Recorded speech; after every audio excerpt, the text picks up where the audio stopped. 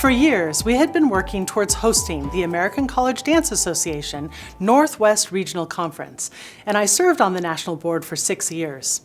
In 2020, more than 500 participants registered from 32 universities across the region and nation. We had a conference schedule that turned Gonzaga academic spaces into dance studios across campus. Our formal adjudicated concerts were held here in the Coughlin, and the informal concerts were held in the Magnuson. We were so proud to host the conference in Washington, as it had been a decade or more since it had been held in our state. In fact, we were able to present Mark Morris Dance Theater as our opening concert, even as the world was shutting down. I still count this as one of our proudest moments as we mobilized the dance students and our wonderful adjunct faculty to host such a massive event. Yes, it was March of 2020, but somehow we did it, and Gonzaga Dance hosting put us on the national map and lives on in ACDA lore, as the executive director, who was in attendance, was blown away by how we handled the challenges. While the pandemic raged on, Gonzaga Dance chose not to skip a beat.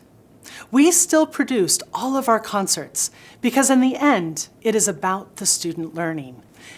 Yes, we danced in taped boxes, masked, and some of our performances only had dance students as audience members spread throughout the theater.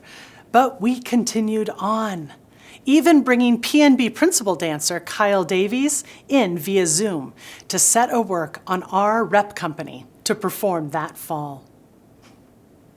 In the last 5 years, Hallie Goodwin, an alum, joined us as Assistant Director of Dance. And while we were sad to see her move on to other projects in the fall, we then welcomed newer alum, Sydney Zinneker, as our Dance Program Coordinator. Joseph Lyons has joined the dance faculty and made a big impact on the program in musical theater, tap, and jazz, along with important core classes. And over this half-decade, because of the formation of the Suzanne Ostersmith Dance Endowment, we presented Spectrum Dance Theater, Ryrie Woodbury, Pacific Northwest Ballet, among other companies, before currently becoming presenting partners with the Myrtle Woolson Performing Arts Center. Please do consider donating to the endowment.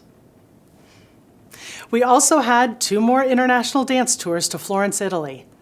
Pay the Price toured and included a performance in Santa Croce for the Social Justice Conference in 2021.